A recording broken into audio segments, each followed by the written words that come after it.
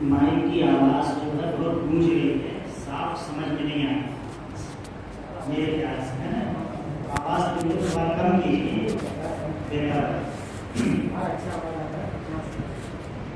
میں نے سنا تھا کہ رات کو نہیں ہوتی ہے، دن بھی پورا ہوتا ہے، آپ لوگ ایک دم ہاتھ پیر سب حرکت کرنا، زبان حرکت کرنا بند ہو گیا، ایسے کافی دیر سے آپ بیٹھے ہوئے ہیں اور بہت ہی مدلل مفصل تقریر آپ حضرات نے سماعت کی ہے، سماعت کی ہے۔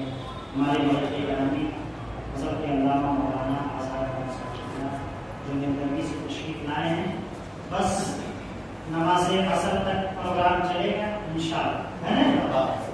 یہی آپ لوگوں کا پلان ہے۔ بس محبت کے ساتھ بیٹھیے، یہ سوچیے کہ ہم حضور کی محفل میں بیٹھے ہیں، مدینے والے سرکار مجھے دیکھیں، بس اس نیت سے کوئی بھی آپ ساتھ۔ الحمدللہ کفا والصلاۃ والسلام علی نبیہ المصطفیٰ وعلی آلہ وصحبہ وجنودہ نجوم الہدی، اما بعد فاعوذ باللہ من الشیطان الرجیم، بسم اللہ الرحمن الرحیم۔ فمن ثقلت موازینہ فاولئک هم المفلحون۔ صدق اللہ العظیم وبلغنا رسولہ النبی الامین المتین الکریم، ونحن علی ذلک لمن الشاہدین والشاکرین، والحمد للہ رب العالمین۔ یا رسول اللہ، گنبد خضرا کے دامن کی ہوا میں، یا رسول اللہ گنبد خضرا کے دامن کی ہوا مانگی ہے، ہم نے مرنے کی مدینے میں دعا مانگی، ہم نے مرنے کی مدینے میں دعا مانگی ہے، اور زندگی مانگی کسی نے تو کسی نے جنت، زندگی مانگی کسی نے تو کسی نے جنت، ہم فقیروں نے مدینے کی قضا مانگی، ہم فقیروں نے مدینے کی قضا مانگی ہے۔ آواز صاحب آ رہی ہے کہ نہیں آ رہے ہیں؟ ہم فقیروں نے مدینے کی قضا مانگی ہے۔ آئیے جی لگا کر محبت کے ساتھ درود شریف پڑھیں۔ اللہم صلی علی سیدنا شفیعنا حبیبنا مولانا محمد وآلہ وسلم، صلاۃ و سلام علیک یا رسول اللہ، صلاۃ و سلام علیک یا حبیب اللہ، صلی اللہ تعالی علیہ وسلم۔ حضرت علامہ و مولانا حسن رضا خان فاضل بریلوی علیہ رحمت و رضوان فرماتے ہیں، یا رسول اللہ خسروی اچھی لگی نہ سروری اچھی لگی، خسروی اچھی لگی نہ سروری اچھی لگی، ہم فقیروں کو مدینے کی گلی اچھی لگی، اور موت جب مانگی دیار مصطفیٰ کے سامنے، موت کو بھی یا رسول میری بڑی اچھی لگی، موت کو بھی یا رسول میری بڑی اچھی لگی۔ پیر مفتی اعظم شبیہ غوث اعظم حضرت علامہ و مولانا مصطفیٰ رضا خان فاضل بریلوی علیہ رحمت و رضوان فرماتے ہیں، یا رسول اللہ پیام لے کے جو آئی صبا مدینے سے، پیام لے کے جو آئی صبا مدینے سے، مریض عشق کی لائی دوا مدینے سے، اور تیرے پیارے حبیب کا چمن کیا پرواز، الہی نکلے یہ نجدی بنا مدینے۔ اور ایک شعر مفتی اعظم ہند کا اور ہے، فرماتے ہیں ہم نبی سے مانگے تو نجدی یوں بکیں، ہم نبی سے مانگے تو نجدی یوں بکیں، کیوں نبی سے مانگتے ہو اللہ سے کیا ملتا نہیں؟ تو فرماتے ہیں سنو نجدیوں، بے نوا کو بے صدا ملتا ہے اس سرکار سے، دودھ بھی بیٹے کو ماں سے بے صدا ملتا ہے، دودھ بھی بیٹے کو ماں سے بے صدا ملتا نہیں۔ اور اعلیٰ حضرت عظیم برکت امام اہل سنت امام احمد رضا فاضل بریلوی علیہ رحمت و رضوان فرماتے ہیں یا رسول اللہ ہم بھکاری کو کریم. کیا فرماتے ہیں؟ یا رسول اللہ ہم بھکاری کو کریم. یہاں جتنے بیٹھے ہیں سب کے سب بھکاری ہیں، مگر یاد رکھو کسی دنیا دار کے نہیں، مدینے کے سرکار کے بھکاری.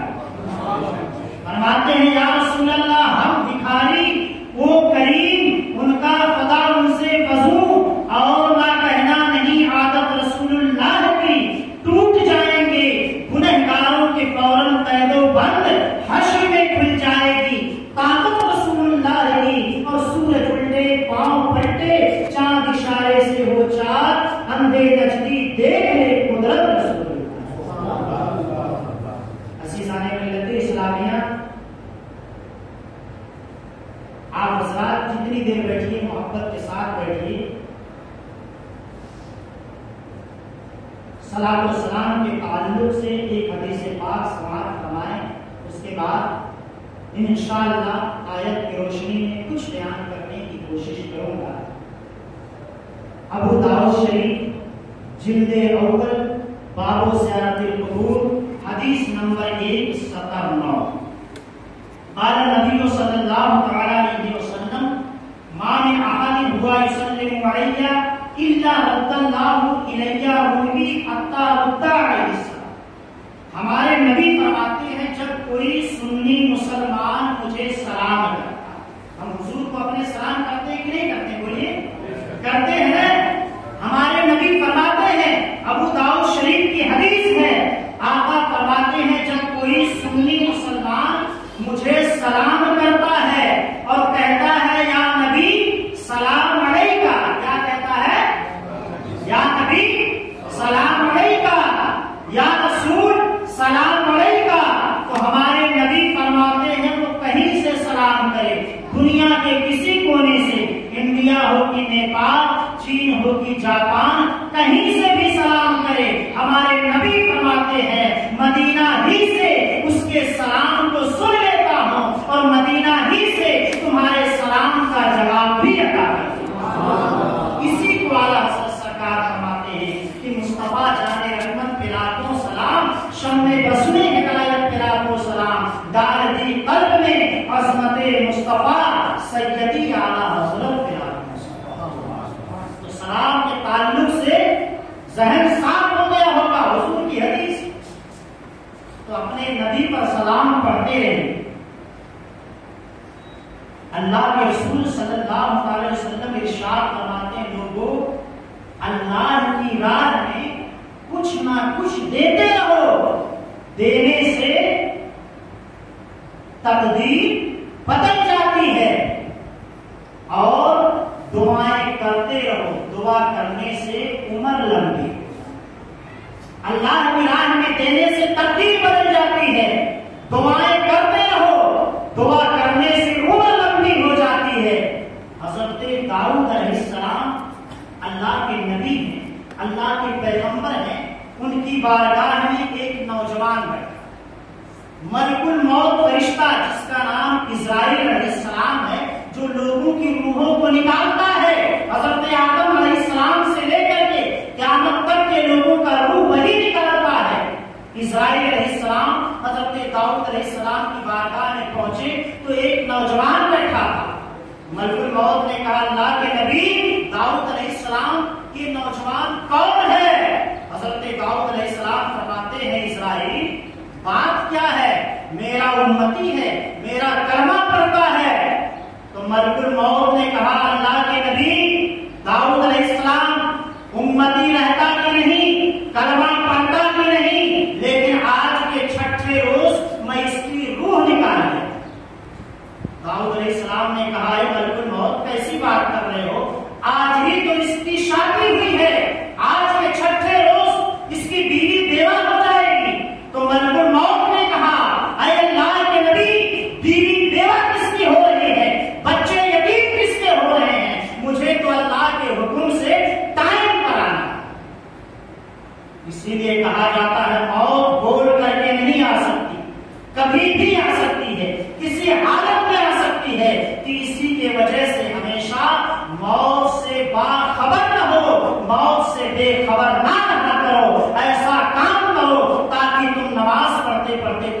روح نکل جائے، درود پڑھتے پڑھتے روح نکل جائے، اللہ جانے کون سے وقت میں ہماری اور آپ کی موت آ سکتی ہے۔ ملک الموت اتنا کہا، داؤد علیہ السلام کی بارگاہ سے رخصت ہو گیا، وہ نوجوان اٹھا، حضرت داؤد علیہ السلام کی بارگاہ سے اپنی گٹری لیا، سر پر رکھا، چلنا شروع کر دیا۔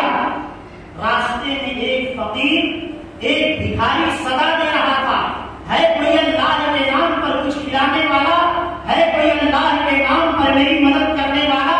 یہ نوجوان اپنے سر سے گٹری اتارتا ہے، اس میں سے کچھ کھانے کی چیزیں نکالتا ہے، فقیر کے حوالے کر دیتا ہے، کچھ پیسے درہم نکالتا ہے، فقیر کے حوالے کر دیتا ہے۔ وہ فقیر کھانا کھاتا ہے، کھانا کھانے کے بعد ہاتھ اٹھا کر کے اللہ کی بارگاہ میں دعا کر دیتا ہے، مولا تو اس کی عمر کو لمبی کر دے، مولا تو اس کی عمر کو لمبی کر دے۔ فقیر دعا دیتا ہے اور چلا جاتا ہے، نوجوان اپنے راستے پر، فقیر اپنے راستے پر۔ یہ نوجوان گیا، اپنی بیوی کے ساتھ رہنے لگا، 6 مہینے گزر گئے۔ ملک الموت نے تو کہا تھا کہ آج کے 6ٹھے روز کو نکالوں گا، لیکن 6 مہینے گزر گئے۔ حضرت داؤد علیہ السلام کی ملاقات ملک الموت سے 6 مہینے کے بعد۔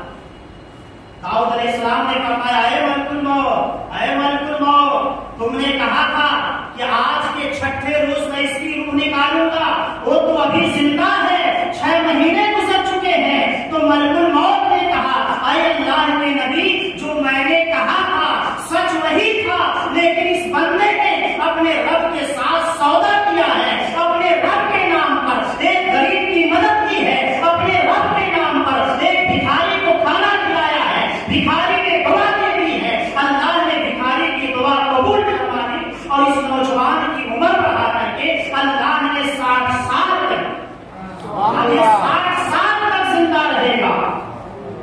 اسی وجہ سے نوجوانوں دعائیں کرتے رہو، دعا سے تقدیر بدل جاتی ہے، اللہ کی راہ میں کچھ نہ کچھ دیتے رہو، دینے سے عمر لمبی ہو جائے۔ یہ اللہ کے رسول کا فرمان ہے، اور سبحان اللہ کہنے سے ترازو کے آدھے پلے، کتنے پلے؟ آدھے پلے ترازو کے۔ کون سا ترازو؟ یہ ترازو نہیں جس پر ہم آپ گوشت تولتے ہیں، ڈنڈی مارتے ہیں، ترازو نہیں، وہ اللہ کا ترازو جس کے بارے میں قرآن شریف میں آیا ہے، نَضَعُ الْمَوَازِينَ الْقِسْطَ لِيَوْمِ الْقِيَامَةِ، جب قیامت کا دن آئے گا تو اللہ انصاف کا ترازو لگائے، جس کو میزان عمل کہا جاتا ہے۔ قیامت کے دن اللہ انصاف کا ترازو لگائے گا، لیکن وہ ترازو کتنا بڑا ہوگا؟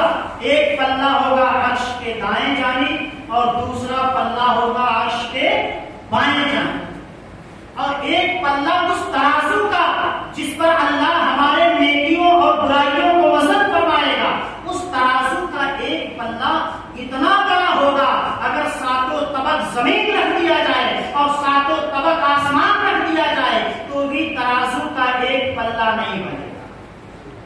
داؤد علیہ السلام نے رب کی بارگاہ میں دعا کی، میرے مولا میں تیرا ترازو دیکھنا چاہتا ہوں، میں تیرا پلہ دیکھنا چاہتا ہوں۔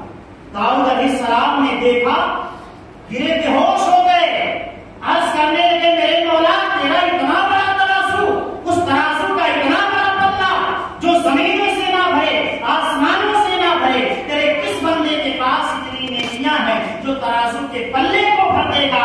تو اللہ ارشاد فرماتا ہے، اے داؤد علیہ السلام، تم نے صرف ترازو کے پلوں کو دیکھا ہے، یا میری رحمت کو نہیں دیکھا۔ اے داؤد علیہ السلام، میں جس بندے سے خوش ہو جاتا ہوں، جس بندے سے راضی ہو جاتا ہوں، جس بندے کو محبوب بنا لیتا ہوں، وہ بندہ محبت کے ساتھ میری راہ میں اگر ایک کھجور ہی صدقہ کرتا ہے تو اس کی برکت سے میں ترازو کے دونوں پلوں کو بھروں۔ لیکن شرط ہے نوجوانوں، عقیدہ، شرط ہے محبت۔ جب محبت سے ہم کوئی کام کریں گے، ایک سجدہ اگر اللہ نے قبول کروا لیا تو زندگی بھر کا بیڑا پار ہو جائے گا، لیکن شرط ہے محبت، شرط ہے عقیدہ۔ اللہ کے نبی داؤد علیہ السلام تو وہاں سے رخصت ہوئے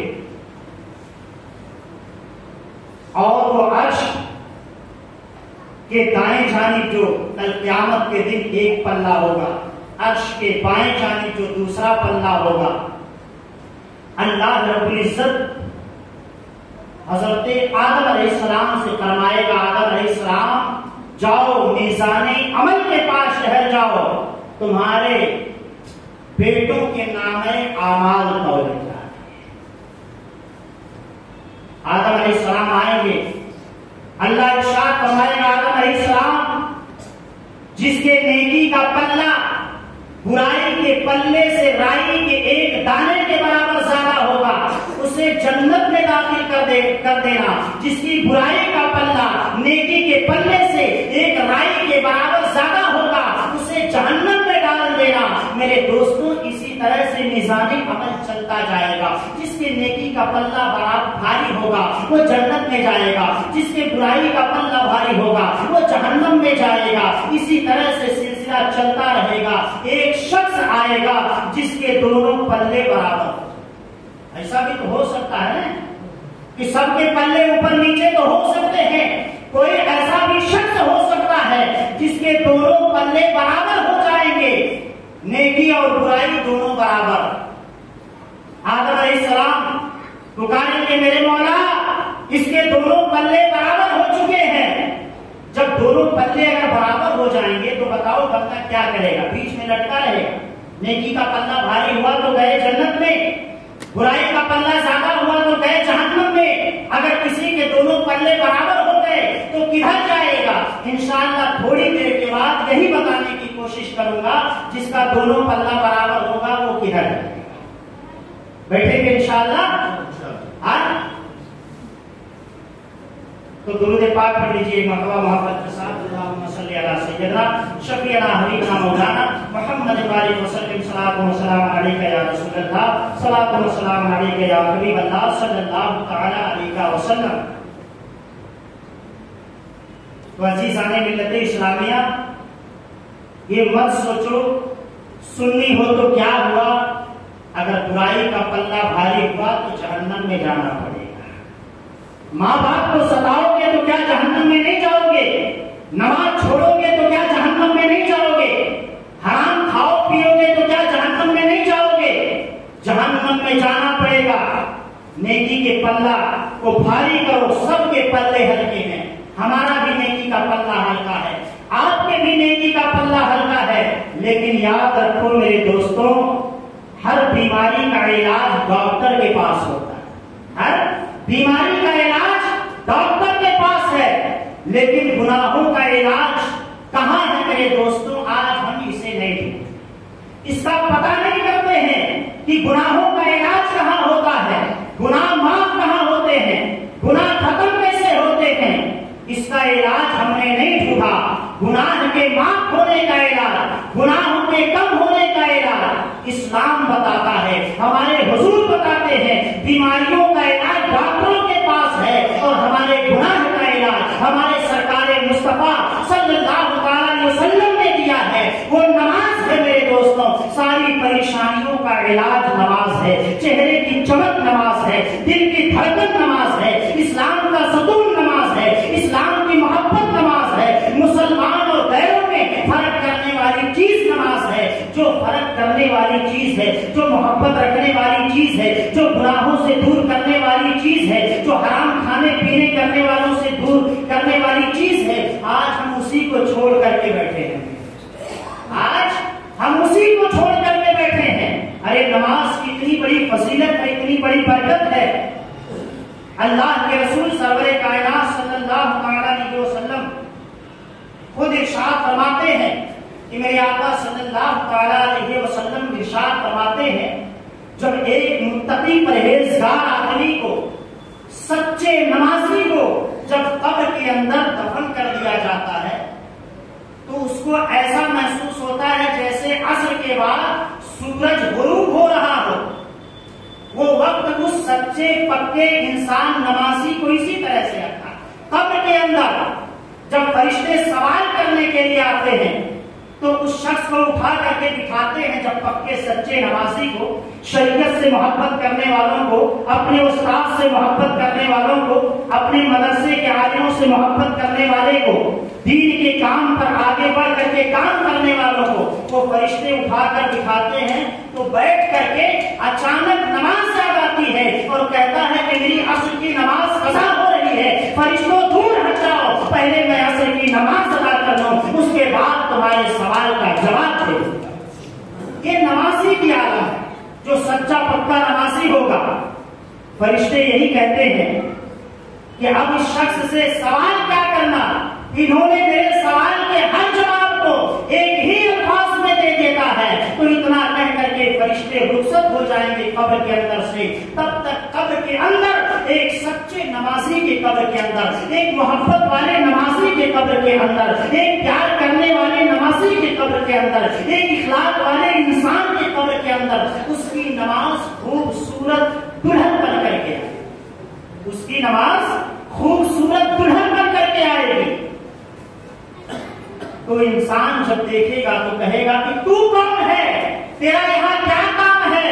تو نماز کہے گی جو دلہن بن کر کے قبر میں آئے گی، وہ کہے گی اے انسان تجھے معلوم نہیں ہے میں تیری پیاری نماز ہوں، تیری محبت والی نماز ہوں، جس نماز کو تو دنیا میں محبت کے ساتھ پڑھتا تھا آج میں دلہن بن کر کے آئی ہوں، میرے رب کا حکم ہے آج قبر کے اندر تجھے سنبھالوں، قبر کے اندر تجھے سکون دوں اور تیرے قبر کو روشنی سے بھر دوں۔ تو انسان خوش ہو جاتا ہے، نماز اس کے قبر کو روشن کر دے۔ تو میرے دوستوں اگر نماز نہیں پڑھیں گے، انسان یہی سوچے کہ دنیا میں آئے، شادی کرے، بیاہ کرے، بچے پیدا کرے، بس زندگی ختم ہوگی۔ اس پر زندگی ختم نہیں ہوتی ہے میرے دوستوں۔ اللہ کے بھی کچھ احکام ہیں، اس کے بھی کچھ فرائض ہیں، اس کے بھی کچھ واجبات ہیں، ہم کو ہر چیز لے کر کے چلنا ہوگا، ہمیں تجارت بھی کرنی ہوگی، ہمیں بچوں کو اسکول بھی پڑھانا ہوگا، ہمیں کمانا بھی ہوگا، لیکن وقت ملنے کے بعد ہمیں مسجد میں آ کر کے اپنے رب کے سامنے اپنے پیشانی کو جھکانا بھی ہوگا۔ نماز ایک ایسی عبادت ہے، نماز ایک ایسی چیز ہے میرے دوستوں کہ اللہ کے بے حد قریب کرتے ہیں۔ کوئی عبادت ایسی نہیں دنیا کے اندر جو رب کے بالکل قریب کر دے، لیکن نماز ایک ایسی عبادت ہے میرے دوستوں، اللہ کے رسول ارشاد فرماتے ہیں جب مسلمان نماز کی نیت کرتا ہے اور نیت باندھ کر کے اللہ اکبر کہتا ہے تو اپنے رب کے قریب ہو جاتا ہے، اور جب رکوع میں گیا تو اپنے رب کے اور قریب ہو گیا، اور جب سجدے میں گیا تو اپنے رب کے بالکل بے حد قریب ہو جاتا ہے، اور اپنے ہاتھوں کو پھیلا دیتا ہے اور اپنے پیشانی کو رکھ دیتا ہے اور یہی کہتا ہے مولا اب تو معاف فرما دے، مولا اب تو معاف فرما دے۔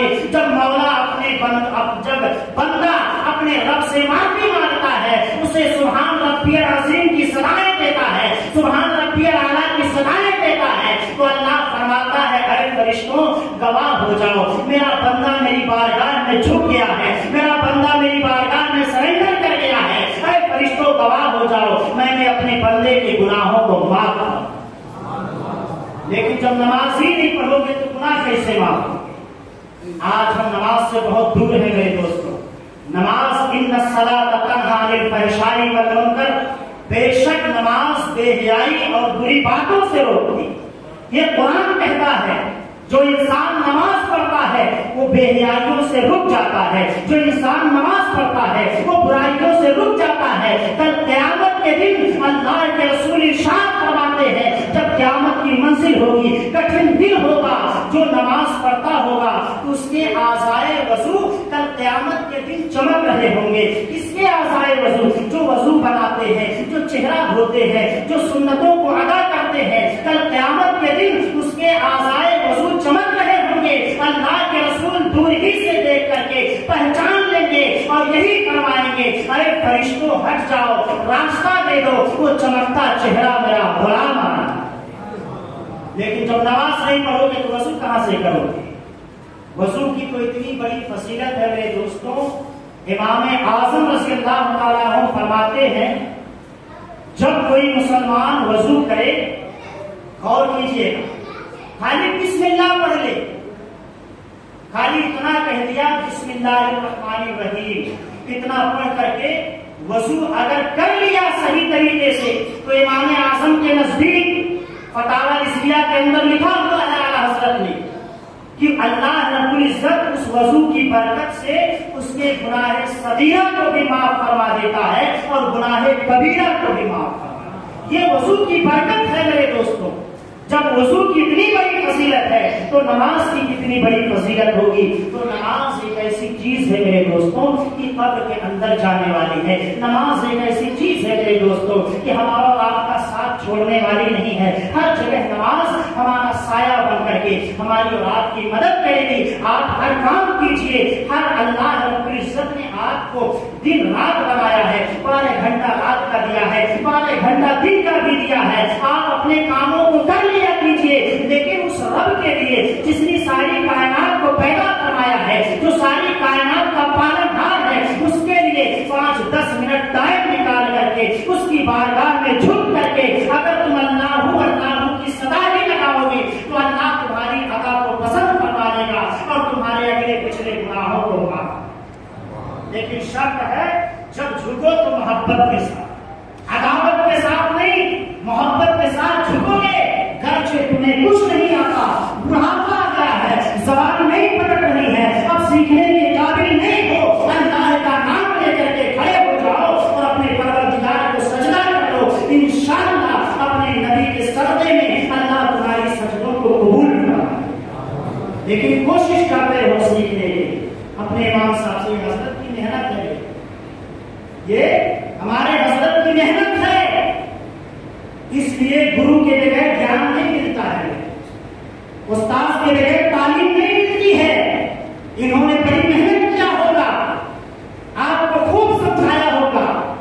تقریباً حضرت کو یہاں پر آئے ہوئے تقریباً 10 سے 12 سال میں ہی حضرت کو یہاں لے کر کے آیا تھا، لیکن الحمدللہ آپ لوگوں نے عزت دی، آپ لوگوں نے محبت دی، آپ لوگوں نے پیار دیا۔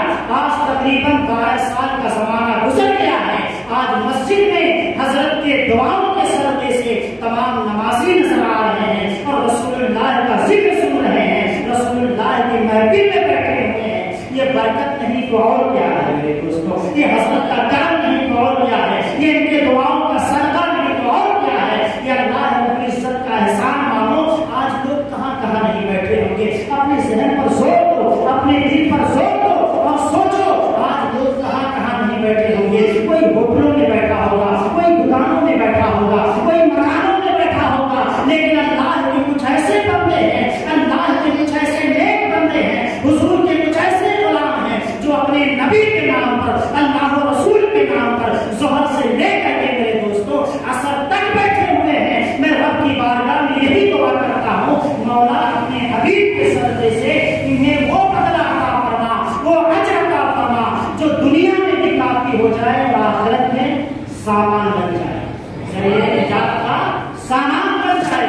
رب کی بارگاہ میں میری دعا ہے کہ آپ لوگوں کی محبت ہے میرے دوستوں، ورنہ مہدی رسول میں کون بیٹھتا ہے؟ مہدی رسول میں بیٹھنے کے لیے لوگ تیار نہیں ہوتے ہیں، لیکن بڑے دیر سے آپ لوگوں نے بیٹھا ہے۔ یہ بیٹھنا ضائع نہیں ہوگا، یہ بیٹھنا برباد نہیں ہوگا، یہ آپ کا بیٹھنا اگر حضور نے قبول فرما لیا تو جب آپ قبر کے اندر جائیں گے، جس حضور کی محبت میں بیٹھے ہیں، جس نبی کا ذکر سن رہے ہیں، جس نبی کی تعریف سن رہے ہیں، جب آپ قبر کے اندر جائیں گے تو حضور آپ کے قبر میں تشریف لائیں گے، تو جو غلام مصطفیٰ ہوگا، جو حضور کی محبت میں بیٹھے گا، حضور کا ذکر سنے گا، حضور کے پیار میں بیٹھے گا، تو یقیناً جب قبر کے اندر ایک غلام مصطفیٰ اپنے نبی کو دیکھے گا تو حضور کو پہچان لے گا اور یہی کہے گا، یہی تو میرے آقا جناب محمد رسول اللہ صلی اللہ علیہ وسلم ہے کہ میں مسجد میں بیٹھ کر کے ان مسجد کے سائے میں آسمان کے تلے اسی نبی کا ذکر سن رہا تھا، اسی نبی کے ذکروں کی تعریف سن رہا تھا، اسی نبی کے دندان مبارک کی تعریف سن رہا تھا، اسی نبی کا ذکر سن رہا تھا۔ میں نے دیکھا تو نہیں تھا، لیکن نبی کا نام لگاتا تھا، اپنے حضور سے محبت کرتا تھا۔ آج دیدار کی گھڑی آ چکی ہے، فرشتوں کیا پوچھتے ہو، یہ تو ہمارے وہی نبی جناب محمد رسول اللہ۔ کیسے کہہ دوں کہ قبر میں اندھیرا ہوگا، کیسے کہہ دوں کہ قبر میں اندھیرا ہوگا، ارے سامنے آقا ہوں گے تو سویرا ہوگا، سامنے آقا ہوں گے تو سویرا ہوگا، سب کے قبر میں حضور نہیں آئیں گے، غلام مصطفیٰ کے قبر میں آئیں گے، جو حضور سے محبت کرتا ہوگا حضور اس کے قبر میں مدد کرنے کے لیے تشریف لائیں گے۔ میرے دوستوں، سنی ہونے کا ایک فائدہ ہوتا ہے، سنی کہتے کس کو؟ سنی کون ہوتا ہے؟ انشاءاللہ یہ واقعہ حضرات سنیں گے تو انشاءاللہ مچیں گے، اپنے سنی ہونے پر ناز کرنا شروع کر دیں گے کہ اللہ کا شکر ہے کہ ہمیں سنی بنایا، اللہ کا شکر ہے کہ حضور کا غلام بنایا، اللہ کا شکر ہے کہ حضور کا امتی بنا کر کے پیدا کیا ہے۔ اگر اس واقعہ کو سنیں گے، اس واقعہ کو ایک بزرگ علامہ عبدالغنی نابلسی ہے، کیا نام ہے اس بزرگ کا؟ علامہ عبدالغنی نابلسی رحمۃ اللہ، یہ ان کی کتاب ہے کشف النور۔ اس کشف النور کے اندر علامہ عبدالغنی نابلسی رحمۃ اللہ علیہ، جو اعلیٰ حضرت کے 100 سال پہلے کے بزرگ ہے، وہ اپنی کتاب کشف النور کے اندر ایک بزرگ کا واقعہ ہے، نصر بن محمد صاحب ایک بزرگ ہیں، ان کا واقعہ لکھتے ہیں علامہ عبدالغنی نابلسی۔ میں نے حوالہ اس لیے دے دیا تاکہ کل کوئی یہ نہ سوچے کہ بیان کہاں سے کیا گیا، کس کی لکھی ہوئی کتاب ہے، کس کتاب کے اندر ہے، تو کتاب نوٹ کرو، کتاب کا نام ہے کشف النور اور لکھنے والے بزرگ کا نام ہے علامہ عبدالغنی نابلسی، اور جس بزرگ کا واقعہ لکھا ہے ان کا نام ہے نصر بن محمد صاحب۔ نصر بن محمد صاحب رحمت اللہ علیہ اس کتاب میں لکھتے ہیں کہ نصر بن محمد صاحب رحمت اللہ علیہ کہ بستی کے اندر جب بھی کسی کا انتقال ہوتا تھا سنی کا، اس کے جنازے میں تشریف لے۔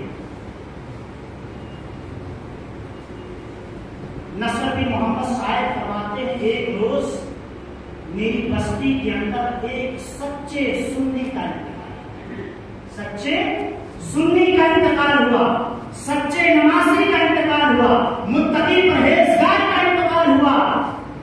نصر بن محمد صاحب فرماتے ہیں اس کی نماز جنازے میں تشریف لے گیا، قبر کے اندر گیا، دیکھ رہا ہوں دو لوگ اس مردے کو دفن کرنے کے لیے اندر اترے۔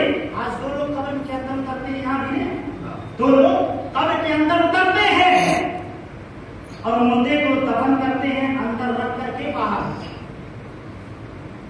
تو نصر بن محمد صاحب فرماتے ہیں میں اپنی آنکھوں سے دیکھتا رہا، دو لوگ قبر کے اندر اترے، مردے کو رکھا اور باہر نکل گئے۔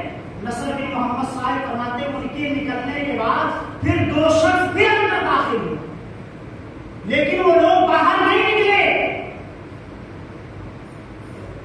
اور لوگوں نے اوپر سے مٹی ڈالنا شروع کر دیا۔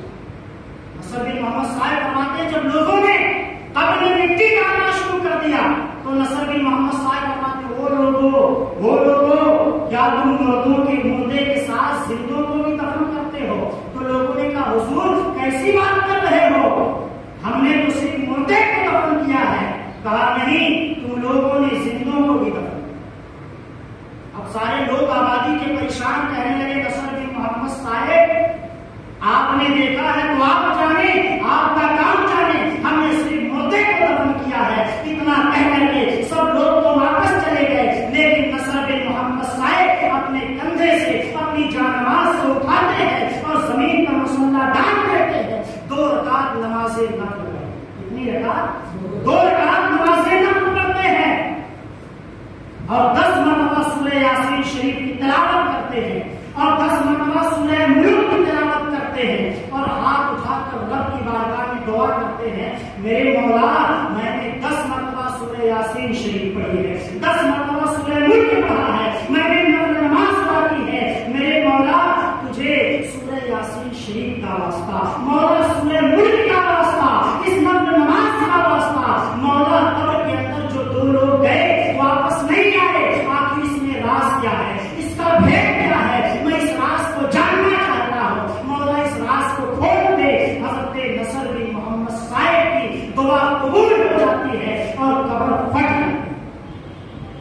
ہی خبر پھٹی، اس میں سے ایک شخص باہر نکلا اور جلدی جلدی اپنے تیز تیز قدموں سے جانے لگا. تو نصر بن محمد صاحب فرماتے ہیں تم کون ہو اور قبر سے کیوں نکلے ہو، کہاں جا رہے ہو؟ تو شخص کہتا ہے کہ آپ نصر بن محمد صاحب ہیں.